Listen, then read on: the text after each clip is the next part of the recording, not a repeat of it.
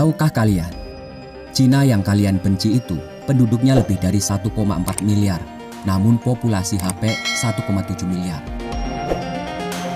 Jumlah kelas menengah di Cina sebanyak 400 juta orang dari 150 juta keluarga, dengan tingkat penghasilan sebulan rata-rata per orang 45 juta rupiah. Kelas menengah Cina itu terbesar di dunia, mengalahkan semua penduduk Amerika, mengalahkan semua penduduk ASEAN. Jadi jangan baper rakyat Cina mau pindah ke Indonesia. Mereka lebih makmur dari kita. Tahukah kalian, Cina yang kalian benci itu punya anggota sosial media terbesar di dunia, yaitu 770 juta user. Dan itu semua menggunakan aplikasi dalam negeri sendiri, Baidu, Alibaba, dan Tencent. Mereka bangsa mandiri dalam aplikasi IT. 90% aplikasi sosial media digunakan untuk bisnis, bukan untuk memproduksi hoax. Tahukah kalian, 90% supply chain industri di dunia ini dari 11 kategori berasal dari Cina. Kebayangkan kalau hidup mati industri dunia tergantung pasokan Cina. Sepertiga sumber daya alam pembelinya adalah Cina. Kebayang nggak kalau Cina nggak beli? Akan banyak negara ketiga yang bangkrut. Cina yang kalian benci itu menghidupi bisnis pariwisata dunia yang mengirim wisatawan mencapai 150 juta orang setahun. Kebayang nggak kalau mereka nggak bisa wisata ke luar negeri? Berapa banyak bisnis wisata yang bangkrut?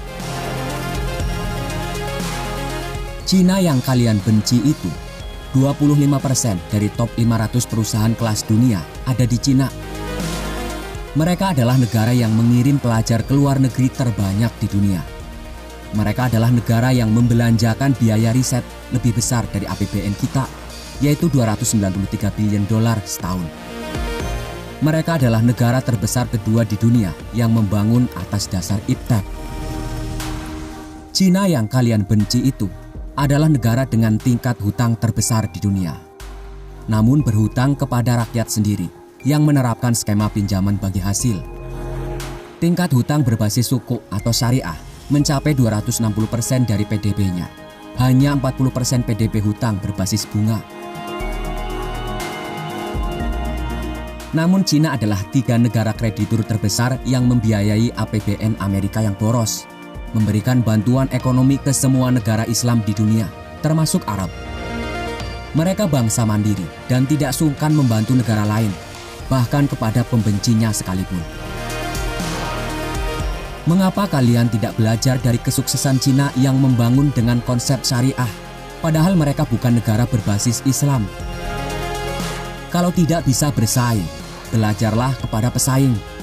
Kalau tidak bisa mandiri, belajarlah kepada yang bisa mandiri. Kebencian hanya melahirkan kebodohan. Jangan mengutuki orang yang sukses hanya karena kalian jadi orang gagal. Tirulah para sufi yang tidak segan belajar, bahkan kepada anjing sekalipun.